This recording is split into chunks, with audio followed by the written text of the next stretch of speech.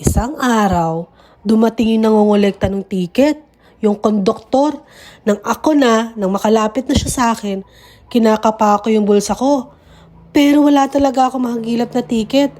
Hindi ko talaga makita. Tiket po. Nako, nawala po yung tiket ko, sir. Pinagpapawisan ako ng malamig. Baka isipin niya, hindi pa ako nagbabayad.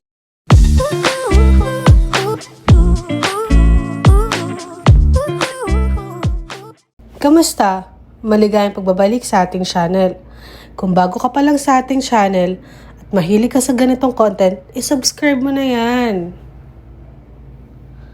Sumasakay din ba kayo sa mga public transportation? I-share ko lang mga karanasan ko sa biyahe. Madalas, pag sumasakay ako, mabilis talaga ako nakakatulog. Lalo na pag pagod sa trabaho. Kung minsan, nakakatulog ako sa mga balikat ng katabi ko.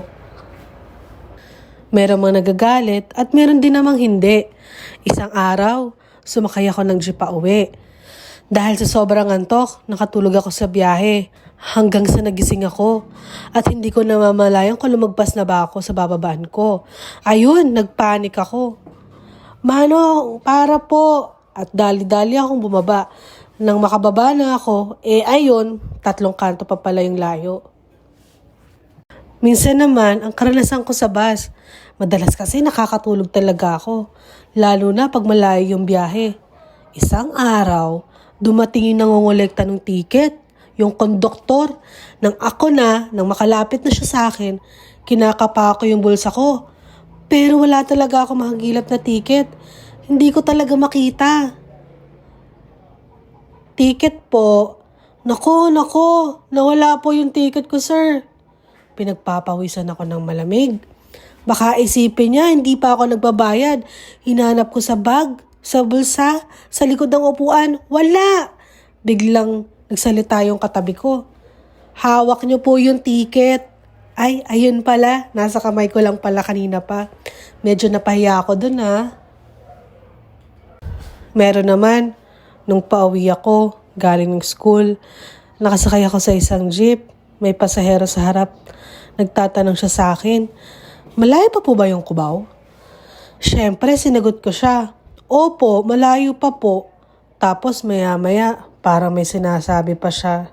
So ako naman, nakatingin sa kanya. Kaya sa sobrang lakas ng tugtog ng jeep, hindi ko siya maintindihan. Kaya tumatango-tango na lang ako. Maya-maya, bigla siyang nagsalita. Tawag na lang ako mamaya pag nasa bahay na ako. Yun pala, naka-headphone siya at may kausap sa cellphone niya. Meron pa, habang nasa bahay ako sa jeep, biglang sumakay ang isang lalaki. May daladalang Bluetooth speaker. Wala naman siyang sinasabi. Bigla lang siya nagpatugtog ng My Heart Will Go On ni Celine Dion at buong puso siyang kumakanta. Ikaw, anong karanasan mo sa biyahe? I-share mo naman sa comment section. Huwag kalimutang mag-like, share, at subscribe para updated ka sa mga susunod kong videos. Salamat sa panonood!